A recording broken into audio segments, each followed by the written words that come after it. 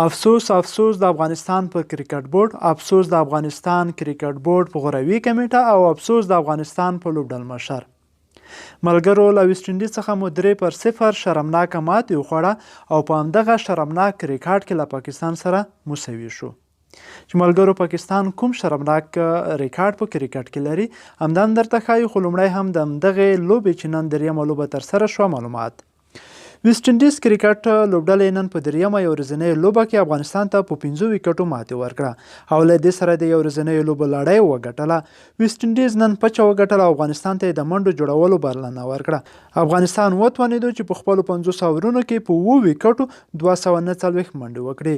ویسټ انډیز خپل ټکل شوی په 49م اور کې په 5 ویکټو ترلاسه کړ او په دې توګه یې د 3 ورځنیو لوبو لړۍ په 3-0 وګټله. افغانستان نن په خپله لوبډله کې ځوان توپوهونکی ابراهیم ځدران ته فرصت ورکړ چې خپله لومړنۍ ورځنۍ لوبه وکړي، خو نوموړی ښه ونه ځلید او یوازې په 2 منډو وسوځید. خو د ده ملګري اوپنر حضرت الله عزیزي نن بالاخره وتوانېدو چې پر ویکټه پاتې شي او په پای کې په 50 توپونو 50 منډې جوړې کړې او په پیل اورونو کې افغانستان پڼۍ سمبال کړه. رحمتشاه په 10 منډو، اکرم علي خیل په 9 منډو او نجیب ځدران په 10 منډو وسوځېدل، خو اصغر افغان او محمد نبي وتوانېدل چې یوه ښه ملګرتیا وکړي. دوی دواړو په خپلو منځونو کې د 123 منډو ملګرتیا وکړه. اصغر افغان په 143 توپونو 80 منډې وکړې او محمد نبي په 99 توپونو 50 منډې وکړې. په ځواب کې د ویسټ انډیز پیل ښه نه و او په دریم اور کې مجیب ځدران 2 ویکټې واخیستې.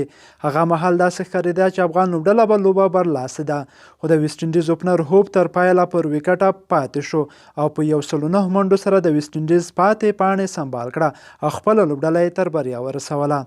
چیسټر چنګ چیس هم 42 منډې جوړې کړې او کپتان 32 منډو او همداراز د کینګ 19 منډې هم د ویسټ انډیز توپوهونکي له سخت حالته راوویست.